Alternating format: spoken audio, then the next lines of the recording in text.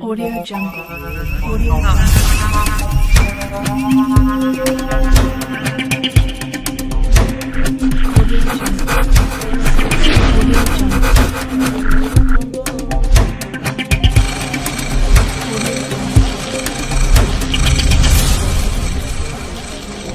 Audio Jungle. Tofungwani misolelo tomoni bozo banyoso tosali Baïboka, vous constatez que vous allez comme on a temple, il y a une baisse du siège national, il y a une baisse, on a libéré 11 mairies, nous sommes là pour l'espoir, il y a Jean-Marc Capot, les militaires qui n'ont pas vu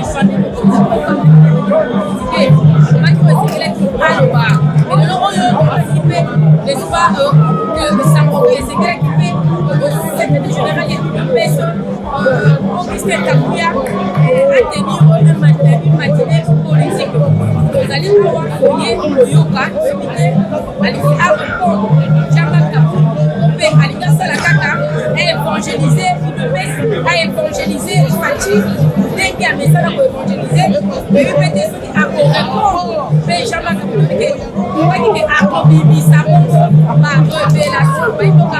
Vous avez un les misala. Vous avez au service de la nation congolaise. N'est-ce pas? Vous y êtes quand vous avez les misala, les gars ezalaka, awana kontia. Lise vient la kontia. Congo message des missions. Lise vient Congo. Vous avez compris, vous avez qui est marqué. Les alliés, Congo, il y a plus de parce que c'est notre opéra. Tozali awa, vous avez les vidéos vraiment. Sala, on dit, maïnos, vous avez mis sur la chaîne de sur YouTube. Maïboka, TV, c'est l'homme, il est bien. La vidéo, vraiment, c'est là, par cadre, il y a une baisse qui va se mobiliser. Les gens passent à côté, mais le combat pour tout le monde, pour aider, c'est que une baisse de la cabane pour pépé, donc, vous allez visiter awa. Comment l'enfant sera pour bonder. Alors, nous avons déjà tout le monde qui est président, toutes, Azali présent, n'est-ce pas, il y a une baisse. On a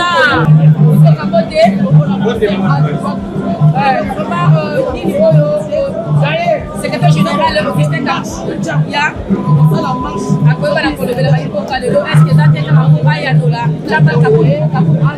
Merci beaucoup. Yende avec Sibiso, Yende Azali Mokambi ya parti. C'est lui donc Yende Azali Nabiso, Yende Azali Biso avec Sibiso de l'eau pour la prochaine presse. Mais Ngai Nao Naebi, ça va beaucoup. Président Aïe du parti à Salah du Jamaïque. Moi, personnellement, c'est le secrétaire. Au Cameroun, Azala qui m'oppose la Biso. Azala qui déclaration il faut pour allouer la IDPS, mais il a créé parti politique. Mais à l'Oba qui a fait les chefs de l'État, il y a pour qualifier de déclaration à moi, parce que dans l'Oba qui va là, il fait ce qu'il va là, parce que et puis ça puisse se passer. Là, à l'Oba qui a et la poignardée qui vient de honnête, il y a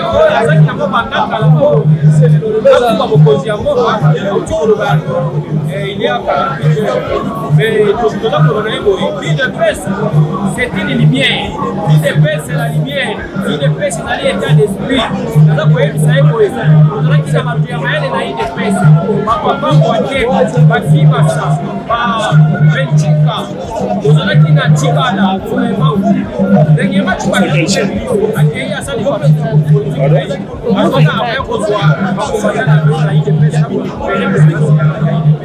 Donc on a tout à la zone.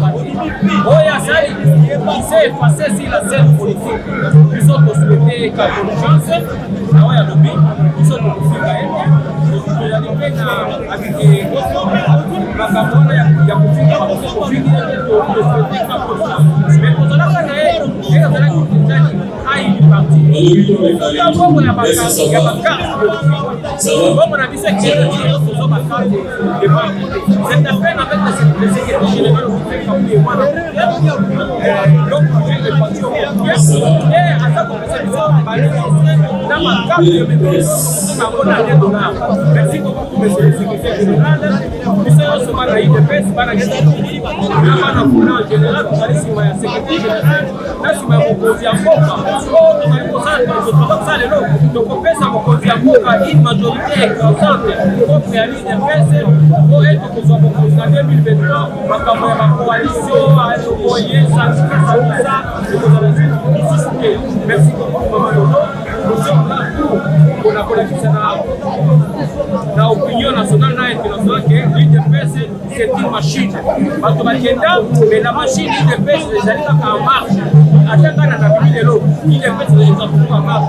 Même les présidents de la République, l'IDPS aujourd'hui, l'IDPS sera toujours en marche. Il y a besoin de la dissaquer. Ils sont à combattre toutes les critiques de l'IDPS et ça lit unis et indivisible tous les liens de secrétaire général et notre président Fatih Beton pour ça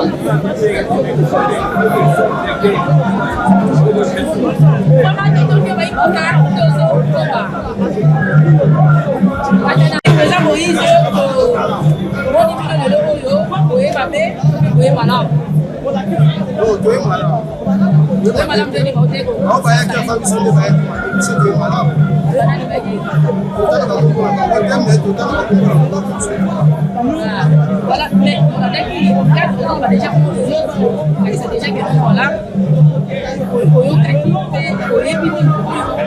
le président Aïe, l'ancien président Aïe, le président, voilà, les gars, le bac, pour monter pour la Bissama, pas point, voilà, pas sympathie, on est sensible contre, une baisse contre aussi le chef de l'État. Tout ce que M. Kaboun, tantôt il est katangé, tantôt il est kassaillé de Biza, je ne comprends pas, peut-être demain ou après-demain, il sera de Congo central. Onyo Soya Utikolobawana, pour moi, c'est un non-événement. Un non-événement. Parce qu'à l'heure actuelle, nous comptons Molo, à Saint-Martin, à 6e siècle. Quand nous voyons l'Audi, c'est juste le Bango à Calamité.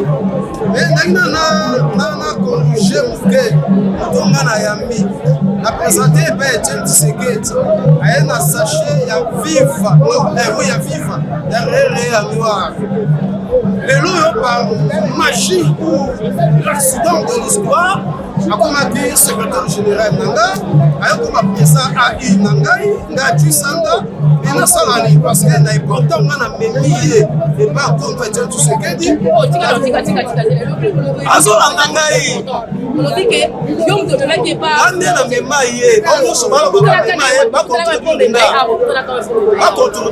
À l'époque, je suis militaire. À l'époque, je suis militaire, mais avant d'enrôler dans l'armée, depuis 1977, et Dieu sait que 1977, en novembre 1977, et Dieu sait que à Bongolo, croisement avenue Kasavubu Bongolo, à journal les amotés Kamawana, toujours sur la Makamba match. Et Dieu sait que du temps Wabimi député, à Okutabiso Abi Bana, dans ce pays que bonsoir Masolo ya Bal, mais n'attend que député n'est pas ça fait une prévision, beaucoup de parlementaires de Bosso la Kamasolo Bale, Bosso la paix Masolo, il y a politique. Alors en 88, c'est l'air passé les lettres de la dénonciation, il y a droit de l'homme dans Kassai central, plus précisément la cathédrale.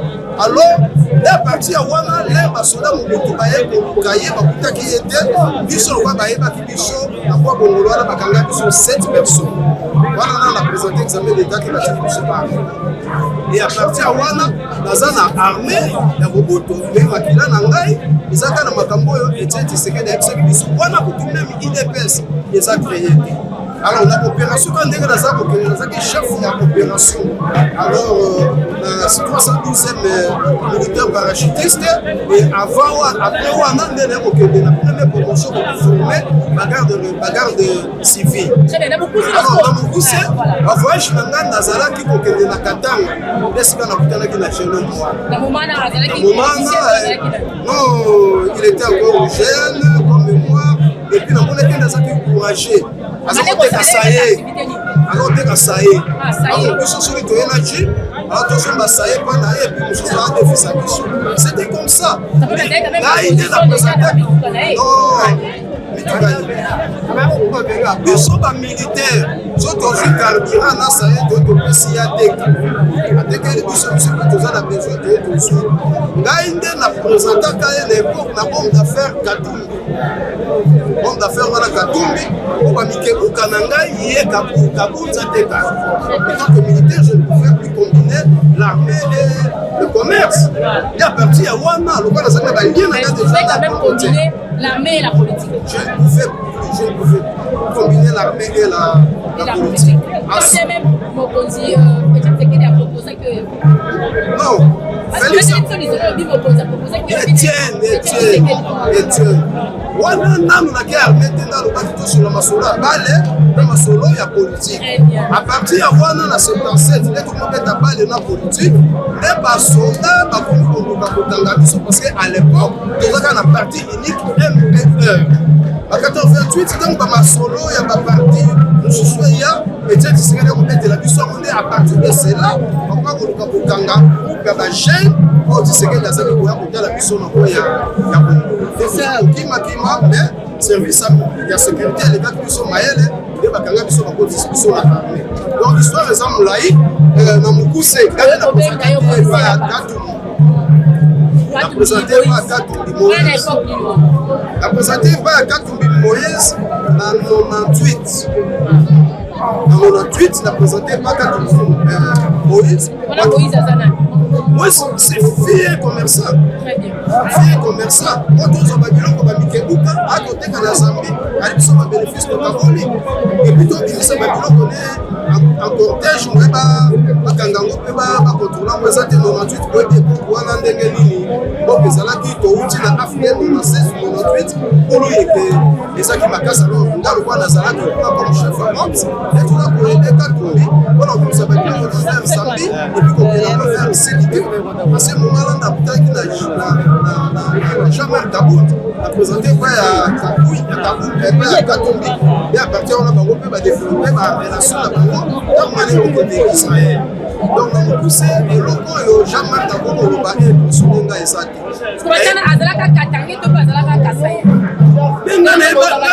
na qui est kasaye donc on a refait ça et pas comme Etienne Tshisekedi Jean-Marc Kabout azali kasaye mutafuze nzanga il y a qui a image pas Katumbi na demande so na bango ke aza katanga aza jeune moko akokolia na katanga lero aza gouverneur na ba marche ya IDPS tout ça de Etienne Tshisekedi atimaki betanga ne ko pesa ba révélation na atomaki ngai ancien chef protocole ya Etienne Tshisekedi na kongo ya Louye aloba na ye pe akosa la partie na ye hier de Louye ya Belinga abi major itamboza na moyo ke na pesa président Etienne na ke ko bisango Etienne et à partir ya wana il comprend que confiance Etienne à ça qu'il a Jean-Marc et bandaki ko donc parmi batu nyos parce que la partie ennemi juré ya Jean-Marc ko le ganga ça très bien lorsque vous allez savoir pourquoi te dire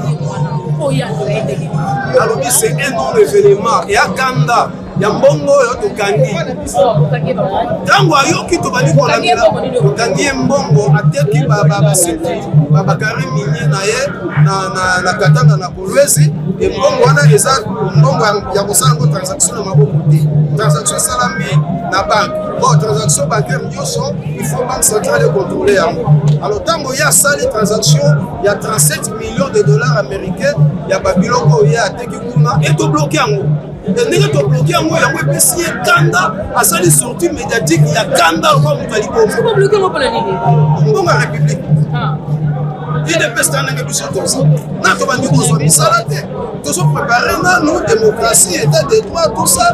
Dans 2023, nous avons la moment de combattre le salaire. Mais hier, dans moins de 200, ça fait millionnaire, multimillionnaire. C'est pas possible. On a ça pour cracher sur l'aide. Il y a Kondo Etienne Tshisekedi, il y a ça pour bien le président Fachi, jouisseur. Donc, les hommes sont inacceptables et pas de Jean-Marc Kabounti. Donc, nous sommes là pour la corriger, la propos et non politique. Donc, quand on lit ça la politique, il faut ça la nerf solide. Ça la nerf solide, même si tu as un bon il y a yote. Il y a un katanga là où il y a un katanga. Non, aussi bon il y a des détournements dans le régime qui se fait des détournements, il y a des justices, mais frère, premier détourneur, les aïeux. Dans la plateforme, on a tenu les photos, images de Félix Alala. Des chambres de salon, cuisine, Félix Nalibanda. Sur la ligne, ils sont pas prêts à faire un pavillon 4. Ils ont dit qu'ils ont essayé de faire ça. Donc, Félix Alala,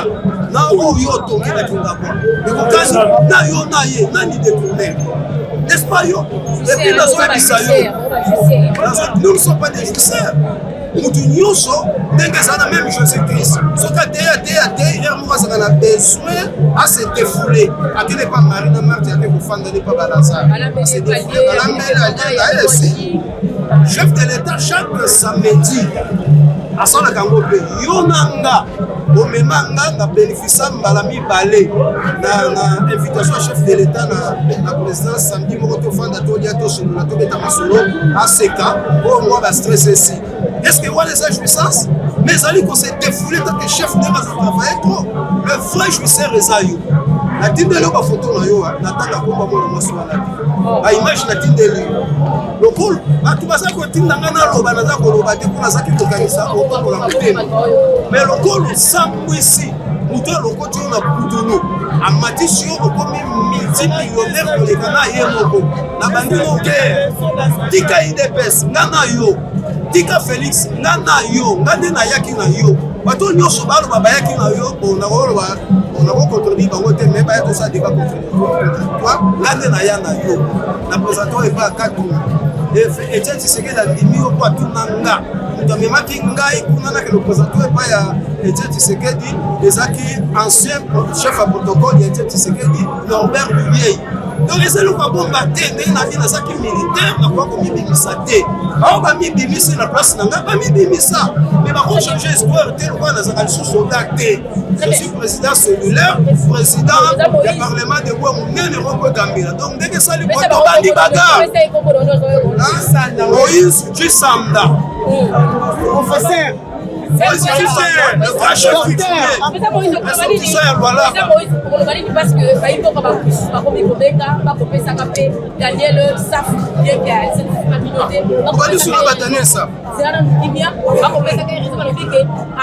président Félix Kala, après la congrès d'un président qui est élu, n'est-ce pas, président et parti de PSE, qui est que tiens, Moussika Nayo Kabound, parce que c'est un race de vipère. Le Oyo, président PCK avec qui on reconduire Dani Jean-Marc Kabound. Mais quand on dit ça, Oyo, comme le Oyo, comment était Daniel Safazana qui le sautait. On peut passer moi raison, mon qui était dans des gamins, il y a déjà, Kabound va quand même être dans le 15 ans, on aura Daniel Saf. Je vais le dire récemment qu'à l'époque, je suis militaire, on va penser que ça va nous sortir médiatique, même si nous avons la permanence, même la Daniel Saf, Kalangati, dans le monde, solo on a pété là. L'Espanga, dans la mémoire n'est pas été Tshisekedi. L'Espanga, dans la politique, l'Espanga, de n'importe quoi. Dans le long, on a pas Daniel Saf, on a la terre pour ça Daniel Saf présenter. Sur la Ndinga, ayanga le débat, on a appelé M. Sika de Soké na Rai. Rai na gare matete wana. On l'a développé à Daniel Saf. Et quand on a masolo ba Donald Trump, ba masolo ya ba Joe Biden, quand on a masolo ya ba Poutine.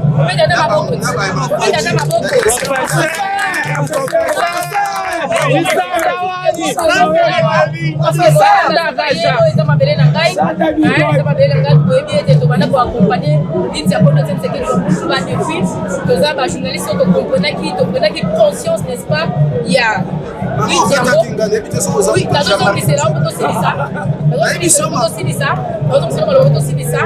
Déjà ozomona donc de l'autre on a la katia lutte pour accompagner n'est-ce pas de l'eau Félix Antoine Sekedi Chilombo oyo bayibo ko bengaka Fachi Beton toza na katia temple oyo bengaka ngo vraiment temple toza na président Moïse ozomona na Sekedi donc parce que azo fungola masolo lolenge oyo Sekedi pe azo ko répondre Jamal Kabut akapata tout comme les alaka Kabut Wakabunda. Alors, au moins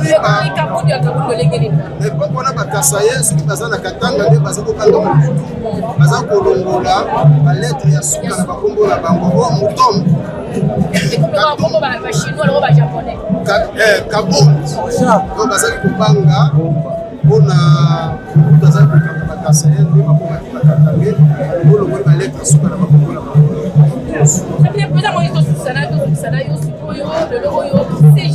le secrétaire général, il y a eu de personnes, Augustin Kabouya, moi on a voté, à tenir matinée politique, et ça pour la Yanola, Chamal Kabou, Topé, pour ça la carte à évangéliser, il y a de personnes, les gars évangéliser, Félix, ok, tu as la CG responsabilité, CG répondre à la comme secrétaire général. Est-ce que jamais Kabou, comment vous traitez de ce que vous pas? Est-ce que vous avez c'est un autotique à document à commis. Pour commencer à présenter, on a livré parcellaire. Mais ça, le Congo, le Congo était livré en 67. Il y en a 67, vous avez quel âge? Au bout de le Congo, il y a tout ce qui est du côté à quoi de des preuves années, il y a encore le Baza pour le Balobake, pour commencer à son salaire d'acharnement. Il y a aussi une preuve année, le Congo terrain à l'État, il y a Waya. Et comme il y a eu Jamal Kabou, ni. Donc, comme je suis journaliste, ça tourne à la charge de responsabilité par CG. Quand nous avons la guerre, il y a un ça ne concerne ni l'UDPS. Gana yo kaka, il y a des pays.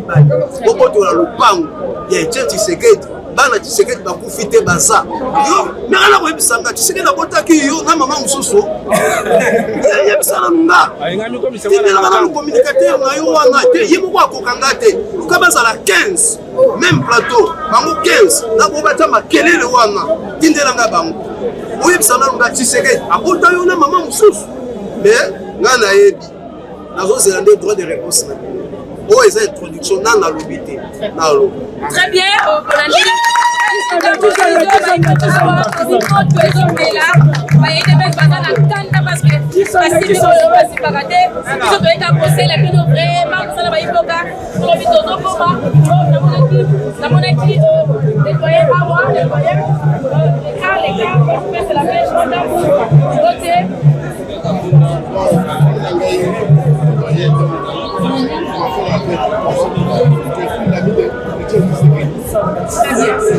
parce que vous êtes invité de Tshisekedi aujourd'hui par rapport au discours de Jamal Kabou, n'est-ce pas que c'est le message qu'il a lancé à cracher sur la mémoire de Tshisekedi. C'est-à-dire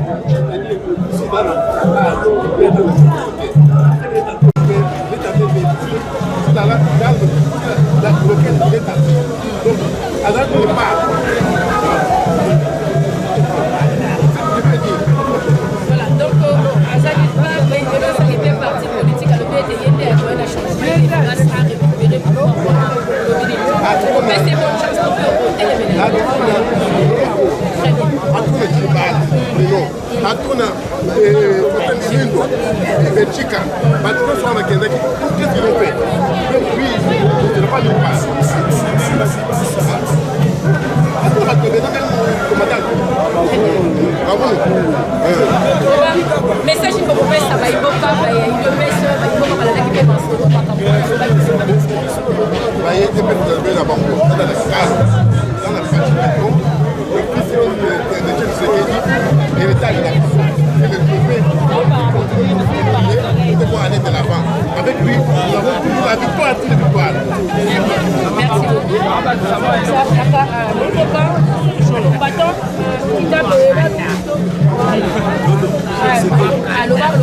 Oui, na olobaka Jida atekaka Jésus. Mais moi wana Jida aliaka ngode. Donc na webi so bododo. Webi que la français balobaka les contre-attaques plus fort que l'attaque. Donc na webi so bododo musa. Moni na secrétaire général à lobby. Le censeur a rebi so beto no. Faut ya numéro 1 ya fongo na nzela. Ya moto ya atoka o ya ko. Parce que tant ya oloba to jusqu'au synthèse wana. To fongo liango sikomi. Faut que les lobes Franck Dion a fini le souci. Donc à comme idée, Jean-Marc Zaghi lundi, Franck Dion a eu les lots mercredi. Donc, c'est-à-dire la politique, c'est le choc des idées qui jaillissent derrière. La politique, elle est dynamique. Il faut avoir des nerfs sur les autres, c'est la même. Donc voilà, c'est déjà bien ici. Sur tous les années, il y a banana qui vont si ma peut fouer du bokeh. À suivre. Vraiment, Baïboka, à ma moto, les autres, et là, vous sentir climat, et ça vraiment ma baisse, mais ça ma baisse. En faisant la carte, il y a temple, mais écoutez, Lauria, ce qui est de la vidéo déjà, une réalisation, nous avons la vidéo déjà, dengue pour vous, mais il faut pas vraiment avec détermination. Tout le monde peut arriver, n'est-ce pas? Il m'a conseillé, donc, de lobby, c'est la vidéo caca, vraiment, ça là, pour moto, et ont fait là, 4 nao esika, c'est Kopela, Baï Congo, ça là, et ont fait la limité de CG à Koloba. CG à Koloba, Baï Boka, Tozana Mino, ça là, et ont fait solisa, au pesa maloba na Baï, il de pêche, parce que Bazana Kanda. Les motos ont payé la baronne à Motu, pour le Samabongo, discours. Point de presse Oyo, Kaboul de Jean-Marc qui n'a pas tenir. Il y a l'image, il y a Mokozamoka et il y a eu de pèse. Moimboka Mbote. Oui, il y a Kolobela, Kolamisama, le Lengue Oyo, na Koyoka. Discours, on revient dans votre discours, on est qui point de presse, on revient dans votre discours. Il y a Jean-Marc Kaboul à Kaboul. Merci beaucoup. On a présenté dans Bandegoro, Bayebima, na salué bino en mode place Kozai. Bozango, Pandango, Pandango. Très bien. Nous avons pris sa référence dans ma Oboyebi. Bomba, bomba, bomba. Mabe, Mukwa, ta salama ouais. Ni bignon son a prison. Bato bazoli na Congo et que ne sauter na prison. Kagame Kabila commissaire moi na Popi. Fati Beton na prison. Lelo Museveni a commis sous moi na bitinda Fati Beton na prison. Olie fufu na soso ba mimutele. Fati Beton. Abu, bien. Olanda biso très bien. Ah, tu rebeta li solo. Ma solo bon. Oyo ba propos ancien président Aïe ya IDPS Abetiango eza abimi bébé politique. Donc eza eloko kolanda te. Soki tolandiango eza kofula yi. Faut bimisa ba stratégie ndenge nini kopi na bango bazobeta na Congo esimba te. Franck Dion a uto beta ngo lisusu. Même kaka ndenge moko. Tozo regretter. Il pas le biais de Bino vraiment le côté c'est que l'unité pour soutenir Fati Beton Franck Dion peut attaquer ses positions les contre kaka régime ya Félix Tshisekedi Tshilo. Koyebisa bango boye vérité. Eza baleka mbongo Kabila.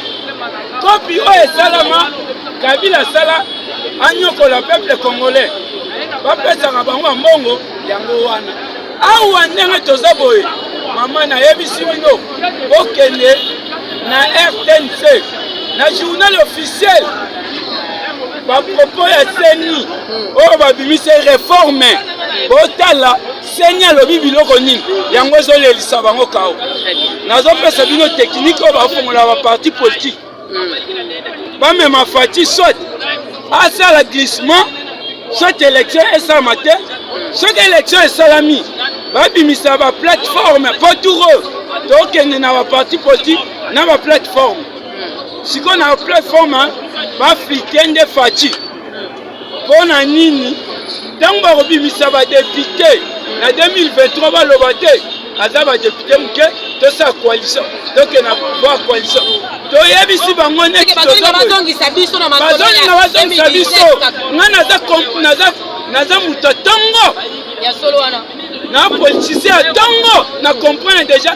tactique na bango je na bango mpe nalambi yango nabimisi yango mama nga mutu na njumu ya idps papa azalaki grand professeur na parti awa na Congo eza mutu moko ta comprendre na papa Etienne donc a formé batu na ba gouvernement oya Kabila batu ne baza ebele nga na lambi yango omoni na kimisa Kabila na Fayulu na Kaluka mpona Kaluka nga mutu na tia parlement debout ya IDPS na Kaluka na quartier 5 ngai mutu na zonyata ngai pe mutu na opesa ba image ya pont oya Kaluka soko yé au comprendre 1 mois et demi donc musala po wana ekema kasi net siko na uti kuna bakangisi Kaluka na Selembao na bi Fati Umela biso toza bajalelo ya président Félix te toza nde bakommunikateur ya mboka RDC pe IDPS tozobatela mpe mokonzi ya mboka mpo mabe ekomela ye te nalobi boye nazoinvite mokonzi ya mboka eloko esalami ebenga yo deja epeso sini du temps mayele awa na IDPS ozwa mayele te bango nde bazomema président mpo bakosa ye akende na glissement baje na bango wana biso tokoti yango yango na invité président Félix na oyo babengi yo wana so mayele élection nga na lobi na 2023 une année mama naobimisa basekret oyo ezolekisa bango Kabila 18 ans akokoma soseba élection babourgmestre te Fati na 5 ans na ye asoseba élection ya babourgmestre bachef de riz bachef de localité bachef de quartier recensement identification pesa na kati mpe ake musika alobi na badiaspora akoidentifie bango eloko oyo bango nyonso bazolela bakobanga nini soki balobi identification bango ko baza mpe bayimboka soki balobi recensement bango mpe baza bayimboka soki bakobanga nini moyimboka nobali bakobanga mpona nini bayibi kopi oyo basala na mese Kabila nakoyebisa ntango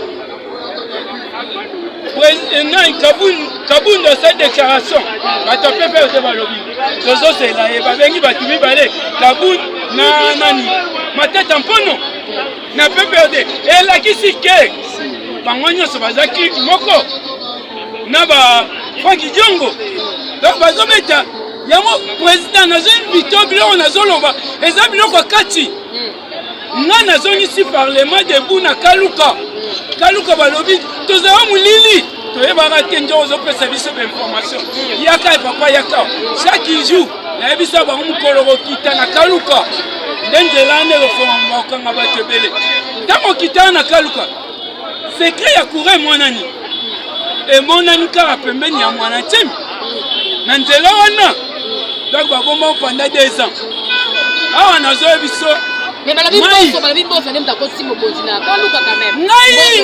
ngai mutu naloba ngo nazotia pwa te nalobi elobeli ngai mutu naloba ngo nasala yango président Mboso aye na Kaluka nayambi ye mpe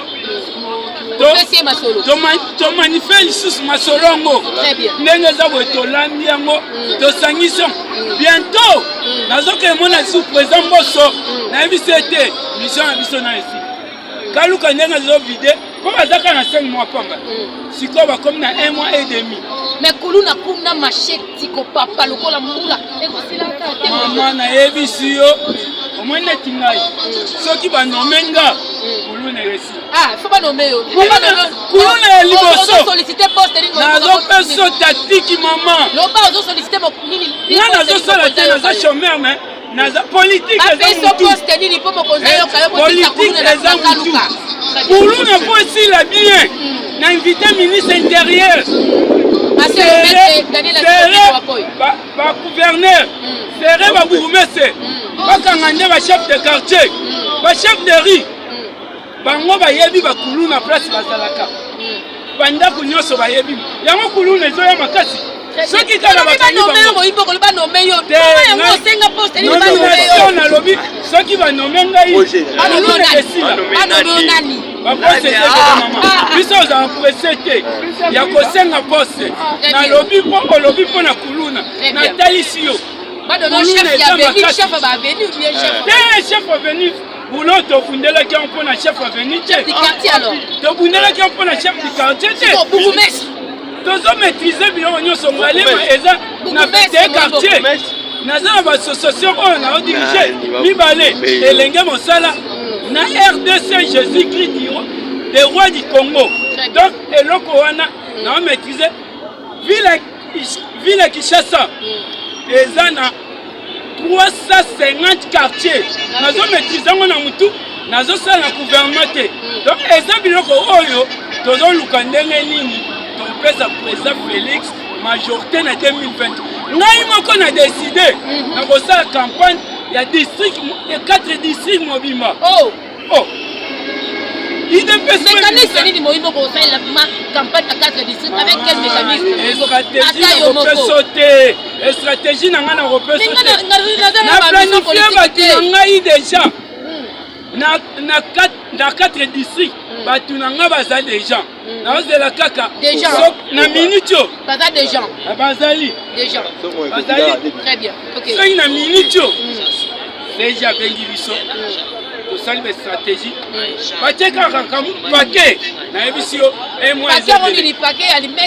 likondo tikutu président Félix Antoine Tshisekedi Tshilombo bakoki osaka nete oyo akwesi comité international bazoba na minute yo bazocomprendre politique bazocomprendre te coup d'état bapreparaki mpo Kagame apo asala président Félix mais lelo mondele ntango amoni Kagame Fati a joué Kagame bango bakanisi bakende eza idée ya président Félix très bien eza président Félix bango bapiégeki neti baza 6 na Fati 7 atango bakovote bakokwesa Fati ndo Fati alobi na kati ya sali Kagame akota masolo te ndela si moto alobi mama na ngai yokasi makambo ngolo ete iya ye mo Fati te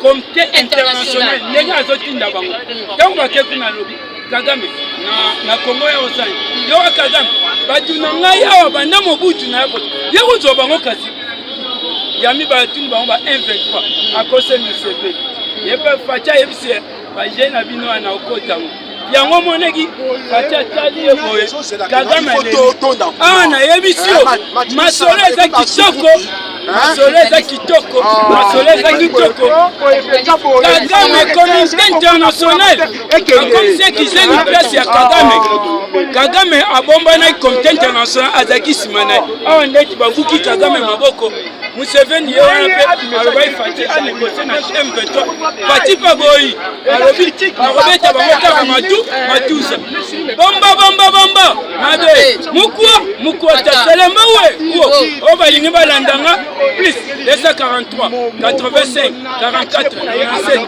72 7 plus 243 85 44 97 72 7 na swambote belemote tokota na kati koto oyo malanda très bien le CG Augustin Kabuya oyo bango babengaka mwana bute alingi sikoyo azwa maloba bayimboka tozokota sikoyo tozela bino oyo vraiment toyaki kosala kati na oyo esika tolobi limemia biso toyokoba kaka omoto ezopela sekopela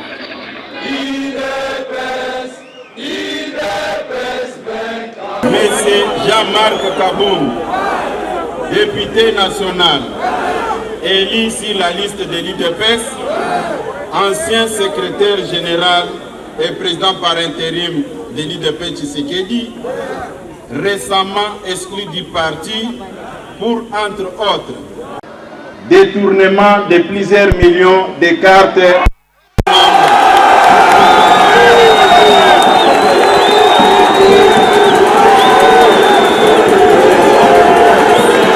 Comme tout le monde peut s'en rendre compte aujourd'hui, ce coup médiatique a été un non-événement qui ne mérite pas d'accaparer l'attention du public. Ça a été un coup de pétard mouillé et une nuée de fumée déjà engloutie dans l'atmosphère. L'Union pour la démocratie et le progrès social IDP Tshisekedi Yansi a suivi ces déclarations qu'elle considère comme injurieuses, diffamatoires et séditieuses, dirigées non seulement contre le parti, mais aussi contre son Excellence, Monsieur le Président de la République. En effet, plutôt que de dire à l'opinion les raisons profondes qui ont conduit à son exclusion de l'IDPS, M. Jean-Marc Kabound, un homme frustré, a volontairement choisi d'extérioriser ses frustrations en débitant des mensonges dans le but de distraire et de tourner l'opinion nationale dans son élan de la mobilisation et de solidarité avec nos forces armées engagées sur les champs de bataille sous le leadership du commandant suprême des forces armées et de la police, son Excellence, Monsieur le Président de la République, Félix Tshisekedi Tshilombo, et sur les partis IDPS qui lui a tout donné. Dans les lignes qui suivent, nous vous exposons la personnalité de M. Jean-Marc Kabound pour vous permettre de comprendre sa vraie nature, qui justifie tous les faits et actes passés et présents, avant de révéler et de tordre les coups à ces contre-vérités avec chiffres à l'appui. Les vraies raisons de l'exclusion de M. Jean-Marc Kabound de l'IDPS, poussé par la folie du pouvoir, les malins de Jean-Marc Kabound ne s'étaient jamais empêchés de s'ériger en justicier qui non seulement s'est donné l'audace d'interpeller les gens, mais aussi infliger, sans titre ni qualité, des châtiments corporels à ses victimes. Il ne se gênait pas de confisquer les biens d'autrui, dont les carrés miniers et autres biens matériels.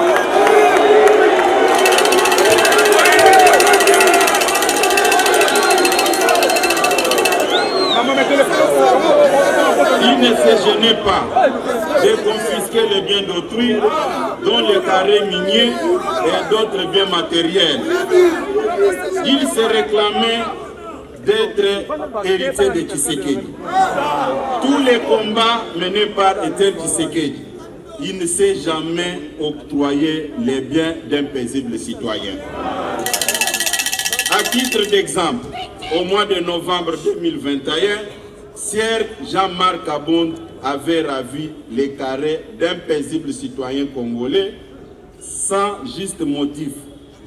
C'est à la suite de plusieurs interventions lui faisait comprendre que son comportement ne reflétait en rien l'esprit tshisekédiste et notre idéologie socialiste. Que cette mine a été restituée à son propriétaire, provoquant la sainte colère de Jean-Marc, ce comportement barbare et immoral.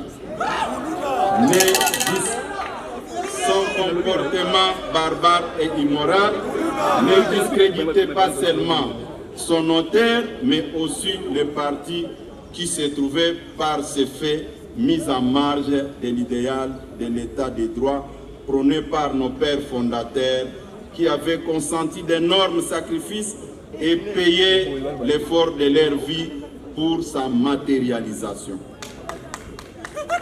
Sans devoir énumérer toutes les antivaleurs qui ont caractérisé sa gestion calamiteuse de notre formation politique, dont notamment enrichissement personnel rapide et sans cause, insolence et la délinquance politique, ainsi que les manipulations tribales au sein du parti. Les derniers méfaits visibles et connu de M. Jean-Marc Kabunda, qui lui a valu l'exclusion de l'IDPS, n'est pas une quelconque contradiction idéologique ou politique avec le chef de l'État, Félix Tshisekedi. Moins encore avec les instances du parti dont il assurait personnellement de manière autocratique la direction, mais plutôt sa délinquance qui l'a conduit à humilier publiquement par le canal de ses gardes du corps un membre de nos forces armées, plus précisément un élément de la garde républicaine. Ayant étalé constamment son immoralité sur la place publique, son incapacité à vivre dans la société des personnes civilisées et son refus de se soumettre aux valeurs de la social-démocratie, l'IDPS avait choisi de chasser Sir Jean-Marc Kabunda de ses rangs pour préserver les acquis de son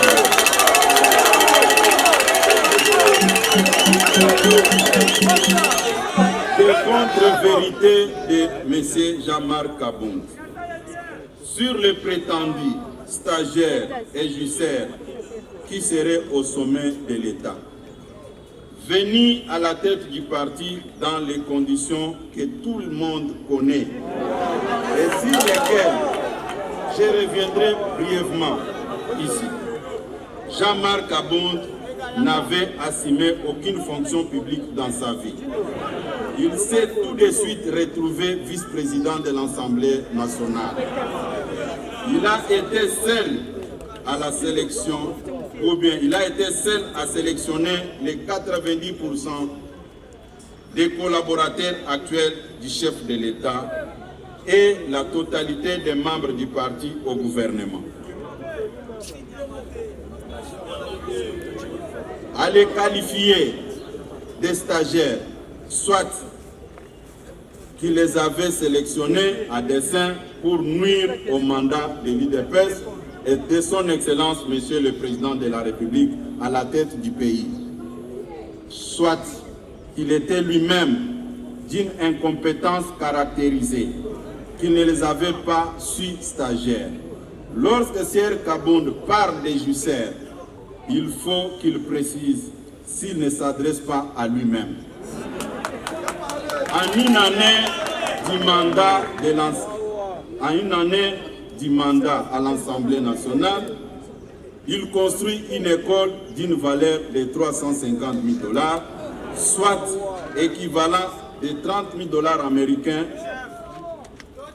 mensuels. Alors que 2 ans avant, M. Kabunda n'avait pas un trait de vie que nous avons vécu ces derniers jours.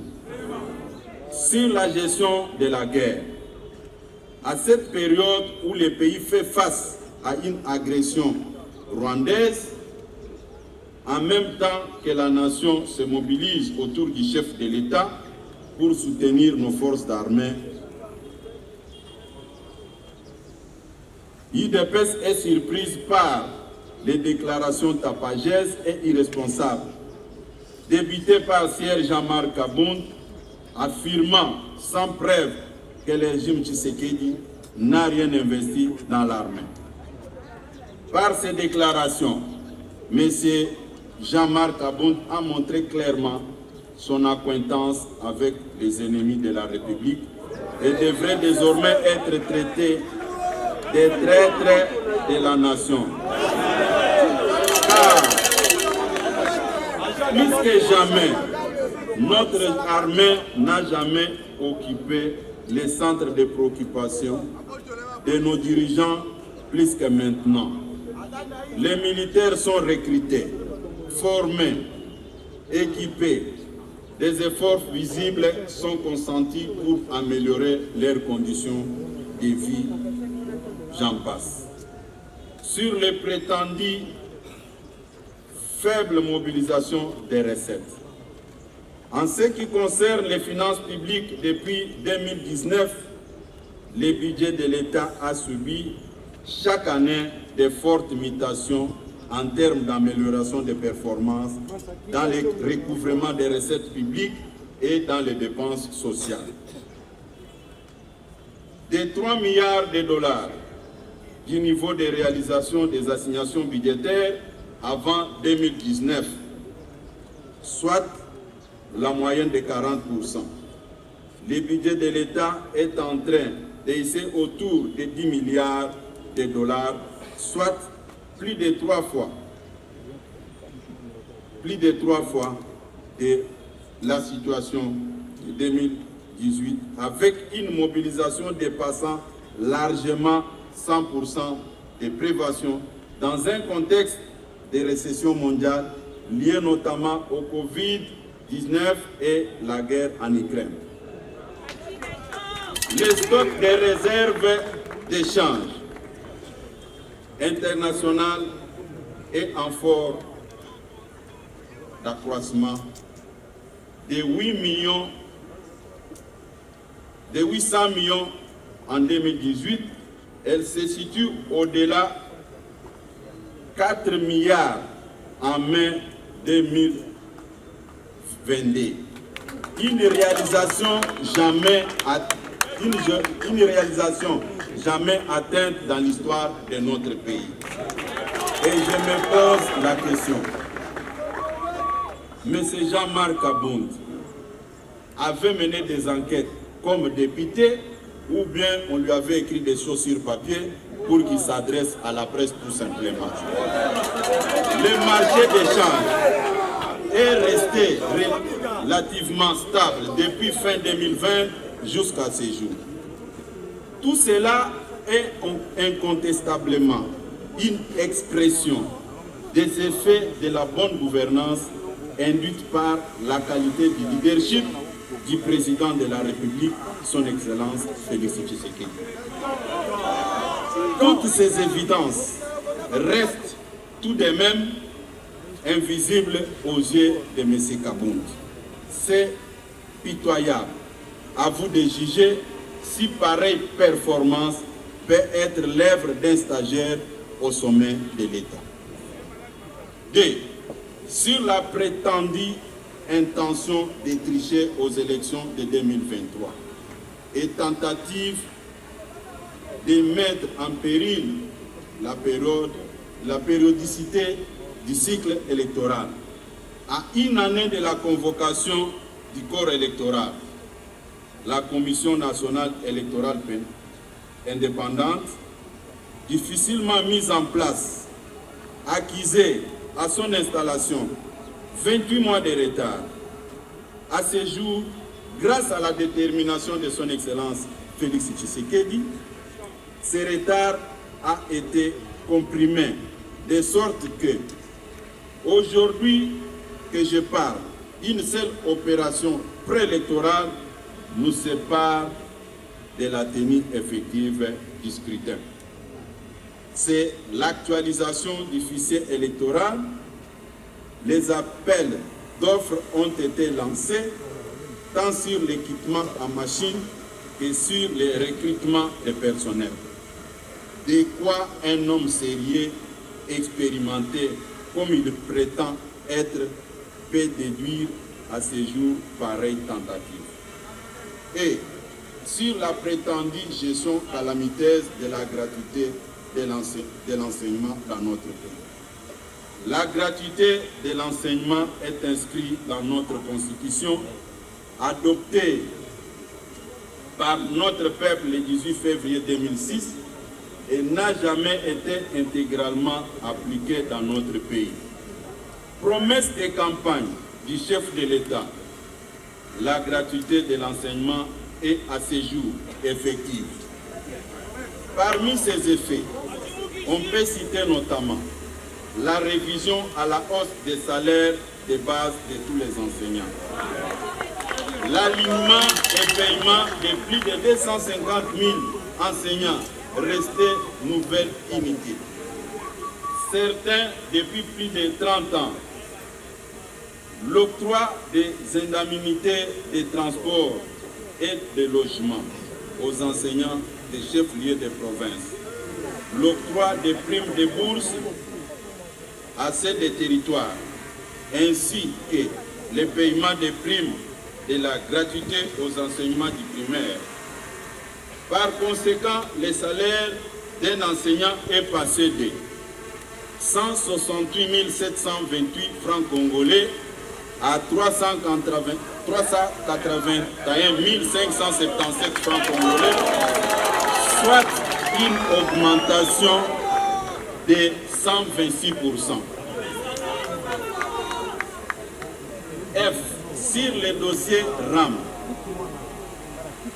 registre des appareils mobiles, a été institué dans notre pays par le décret du Premier ministre numéro 012/15 du 20 février 2012. À cette époque, Tshisekedi était dans l'opposition. C'est pourquoi, avant de s'adresser au public, il faut mener des enquêtes et amener des chiffres. Et ce sont des chiffres qui peuvent parler au lieu de laisser des plumes pour rien.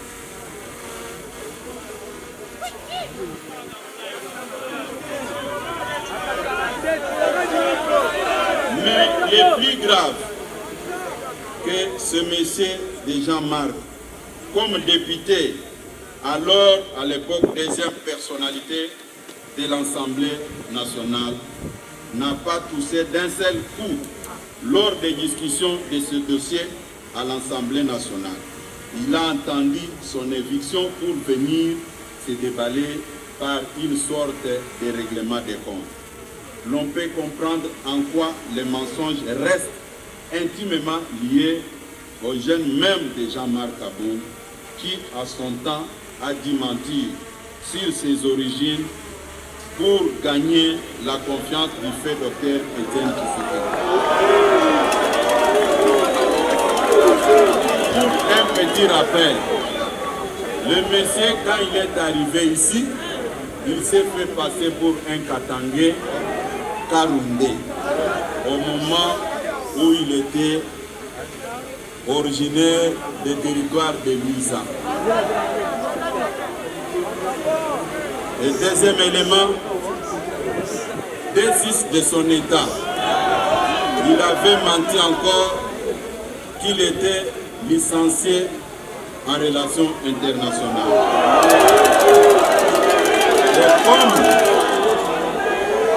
Et comme il y a un adage qui dit, vous pouvez tromper tout le monde, pas votre propre conscience.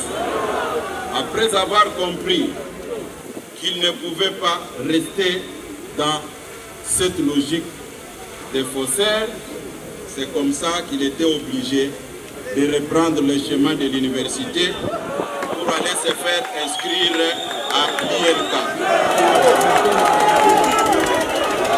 Des réalisations dans le secteur des droits de l'homme. Depuis l'arrivée de son Excellence Félix Tshisekedi au sommet de l'État, il n'y a aucun homme politique, aucun détenu politique sous ces régimes qui croupissent encore en prison. Il n'y a aucun exilé politique. La preuve en est que lui-même s'est permis d'insulter du début à la fin le président de la République. Il dort calmement dans sa maison, construite dans des conditions que tout le monde connaît. Audio Jungle. Audio Jungle.